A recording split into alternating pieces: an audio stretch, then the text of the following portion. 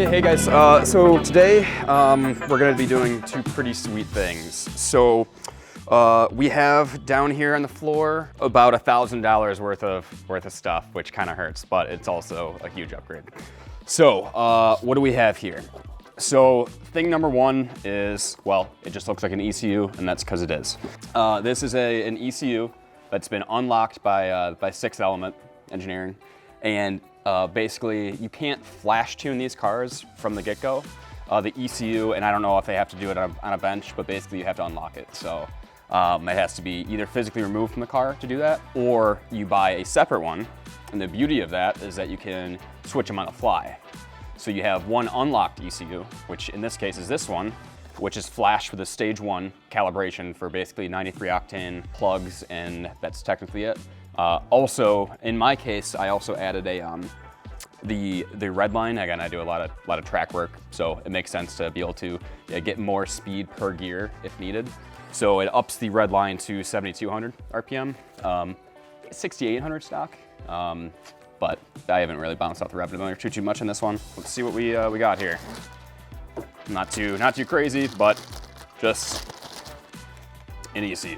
So it's just an OE ECU. They just need your VIN number basically, and then they unlock it. Now in the future, we're going to get the EK1 Pro, which basically means that you can do like on the fly, like map switching and logging. But unfortunately, they don't have them in stock right now. You need to do this anyways. You have to have an unlocked ECU. You can't just port flash it. So yeah, so this was step 1, and we'll have this for a little bit. I want the EK1 so we can do like a track map that's maybe like lower power, so probably close to stock boost, but with the higher RPM edition, and then obviously like full yeet mode for the street, just all the jam. And then another component to this, I mentioned plugs. So we have NGK plugs, and this is a big thing that I think has been pretty bad for the Hyundai community in general. I think a lot of the tuners are not being honest with customers whatsoever. Basically, because they're sponsored and they get like, I assume kickbacks from distribution, they all recommend the HKS, I think it's like MX45L plugs. They're $135 for spark plugs. That's dumb. A couple of the posts on Facebook, I think, and I don't want to name any names, but they basically said that, oh yeah, they're more durable. I don't know what they're smoking, I guess. Like NGK plugs are used in everything from 24-hour endurance cars, IMSA cars run NGK, OEs run NGK. To me, that line of thinking has no basis in reality at all. It's one of the best names in the business, the biggest one, to be perfectly honest. So yeah, anyways, we'll put the part number for this, but it's effectively the exact same spec as the HGAS one, same heat range, same spark plug reach. Everything's the same except it's NGK, and it's like half the price for a set of 4 for a better name. No offense than HKS. I love HKS exhaust stuff, but there's just they're the biggest ones in the industry for a reason, and the quality control is there. So anyways, so that's what we're gonna be doing. Installing ECU, installing plugs, and then taking it for a break. Let's do it. So yeah, plugs, I guess this is a pretty standard thing on any inline 4-cylinder, but engine cover, looks like there's 4 grommets. It's actually a pretty nice engine cover, by the way. That's pretty nice. Yeah, nice NVH foam, dense. Can't get over, can't surpass my NVH roots. So, yep, and they're extraordinarily accessible. Ran out of budget like halfway through. And then yeah, obviously just disconnect the negative side of the battery. More so not for the spark plug part, but for the ECU part. It seems pretty straightforward. Also, I guess another plug. If you want to drop 30 pounds pretty high up in the front of the car, it's a Group 48 replacement battery. The company's called PowerTech. Anti-gravity does it too. But yeah, this is a lithium iron phosphate battery, which it weighs like 12 pounds, 13 pounds. I mean, it drops like a full like 30 pounds. And it literally, I mean, it's a stock battery replacement. So yeah, definitely a good way to lose some weight.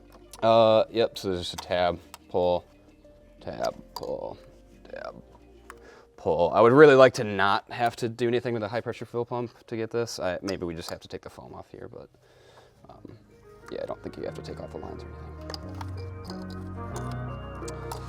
Okay, and then looks like 10 mil. Yeah.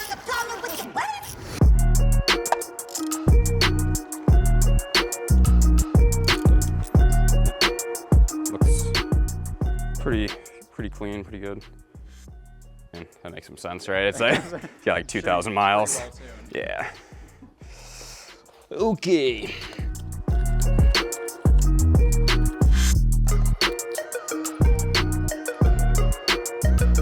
But yeah, I'm pretty sure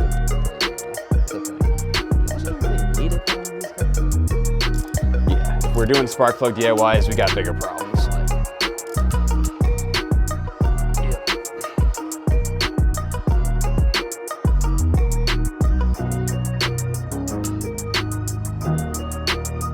Yep, plugs are done. Let's put the engine cover back on. Oh, even the grommets are nice and easy to find, even.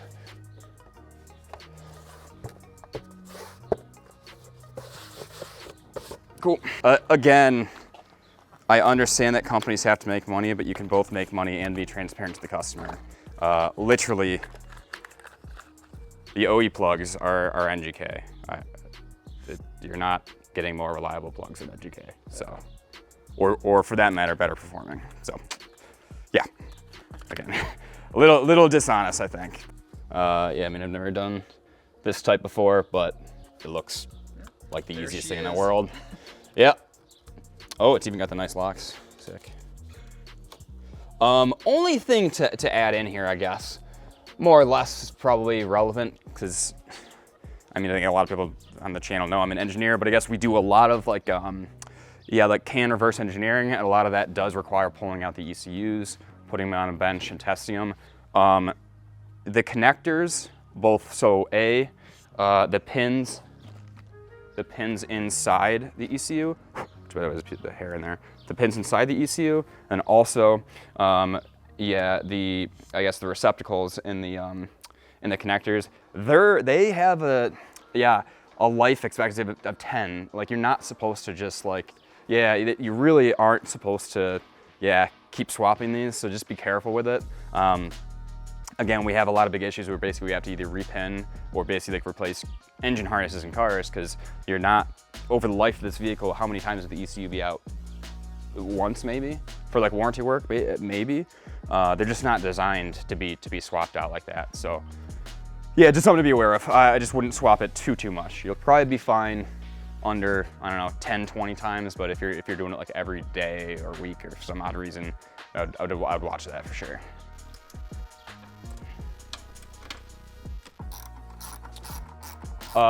Yeah, also, so it looks like there's a, yes, the ECU is mounted on a bracket with 4 10mm nuts.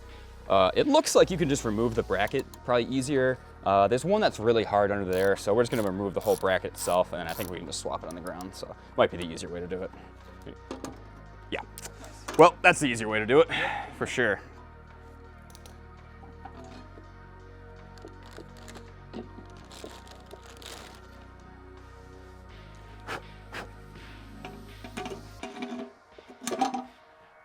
Power. Nice. Yep, it's pretty easy these days to make like 60 wheel horsepower more, right? Like, remember the dark days? Well, yeah, this is a lot better.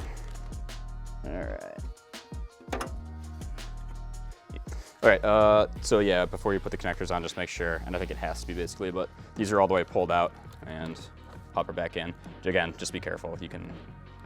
It's very hard to these days, but potentially you can bend pins, and that will suck.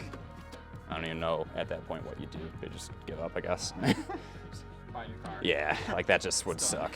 Yeah, but they make them pretty foolproof nowadays. So both, bam, click in. Just double check your work as always. But yeah, that should be it. So we're gonna plug back in the battery. I'll probably let it idle for a little bit, just so yeah, I mean, I probably won't do any fuel trim learning, but yeah, just let it idle for a little bit, and then I guess we can get our stuff ready to film, and then yeah, take her out.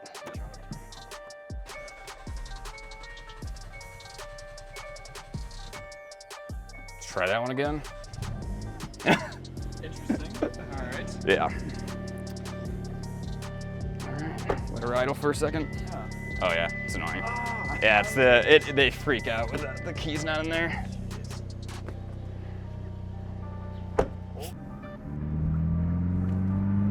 And so I do also have the like the gauges up. So stock is like 15 psi basically. So Oh, okay. just give it a pre-pull just to make sure again it doesn't just like explode.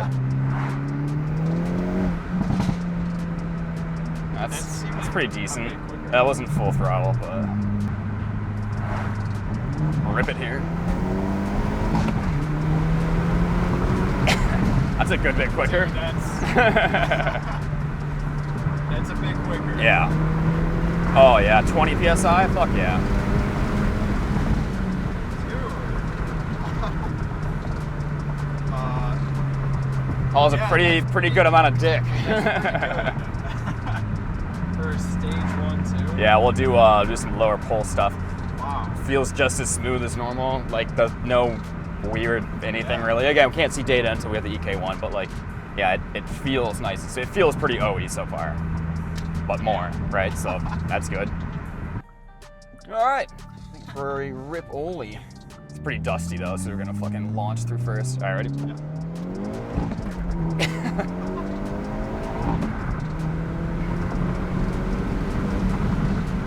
Yeah, well, again, we're pretty cold, and also they're like a lot higher than they should be, but yeah, it rips pretty good. Solid. Yeah. It's right at 20 psi. Yeah, exactly. So it looks like it was a 4 to 5 psi increase. It's pretty sweet. Pretty solid. It's just, it literally just feels like OEM plus, which is good. Plus an extra bunch of horsepower. You can definitely feel like a little bit more torque steer, which again, in my thing is a good thing usually. Yeah. There's a little more tactile, and again, like, I mean, when they asked Bierman why they didn't like tune it out, because you can tune it out like really easily nowadays with like electronic power steering. Just said like, well, it's fun though. So it's like, okay. E-buying.